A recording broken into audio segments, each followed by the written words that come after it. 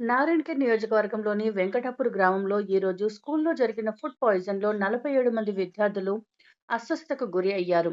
నారాయణఖేడ్ ప్రభుత్వ ఆసుపత్రిలో చికిత్స పొందుతున్న విషయం తెలుసుకొని ఆసుపత్రికి వెళ్లి విద్యార్థులను పరామర్శించి వారికి మెరుగైన వైద్యం అందించాలని డాక్టర్లను కోరిన నారాయణఖేడ్ మాజీ శాసనసభ్యులు Maha Reddy Bhupal Reddy.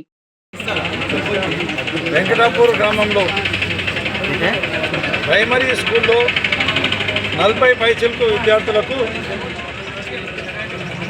Mid day meals పెట్టాల్సిన అవసరం ఉండగా మిడ్ డే మీల్స్ పెట్టకుండా నిన్న ఏదో ఫంక్షన్ అయిందట. ఆ ఫంక్షన్లో మిగిలిన భోజనమే తీసుకొని వచ్చి విద్యార్థులందరికీ పెట్టి ఆ మిడ్ డే మీల్స్ చేస్తున్న కార్మికులు వాళ్ళు ఏదైతే టీచర్ ఎవరైతే ఉన్నారో టీచర్లకు మాత్రమేమో మంచి వేడి కూర ఇచ్చి మరి ఇదే విద్యార్థులతో పంపించి ఈ విద్యార్థులకేమో పాసిపోయిన భోజనాలు నిన్న మొన్నటి పాసిపోయిన భోజనాలు పెట్టేసి ఈరోజు ఇంచుమించుగా విద్యార్థుల ప్రాణాలకు అపాయం జరిగే విధంగా ప్రవర్తించారు. వారిపైన ఇమీడియట్గా ప్రభుత్వ అధికారులు చర్యలు తీసుకోవాలని చెప్పేసి నేను విజ్ఞప్తి చేస్తున్నాను.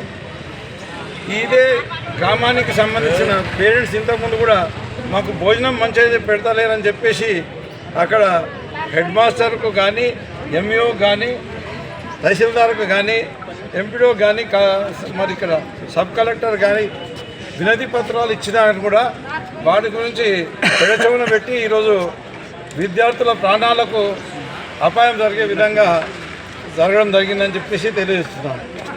ఇది బాగా ఏమంటున్నారు వాళ్ళు, మేము ఇంటిగ్రేటెడ్ స్కూల్ని ఏర్పాటు చేసి ఇంటర్నేషనల్ స్టాండర్డ్స్తోని విద్యార్థులకు చదువు చెప్తామని చెప్పేసి మాట్లాడుతున్నారు. ఇప్పుడు ఆ ఇంటిగ్రేటెడ్ స్కూల్ కొరకని అక్టోబర్ 18, 2024 నాడు ఫౌండేషన్ స్టోన్ వేశారు.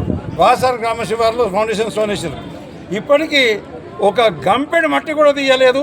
చెప్పేటి అన్ని శ్రీరంగ నీతులు ఉన్నాయి, చేసేటి ఏమో ఇట్లాంటి దుర్మార్గం పనులు ఉన్నాయి.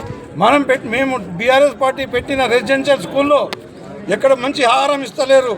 మరి అదే మాదిరిగా విద్యార్థులందరూ కూడా ఎక్కడ పోయినా కూడా ఎమ్మెల్యే సందర్శించి ఒకవేళ మాట్లాడిన వీడియో కూడా నేను చూసిన.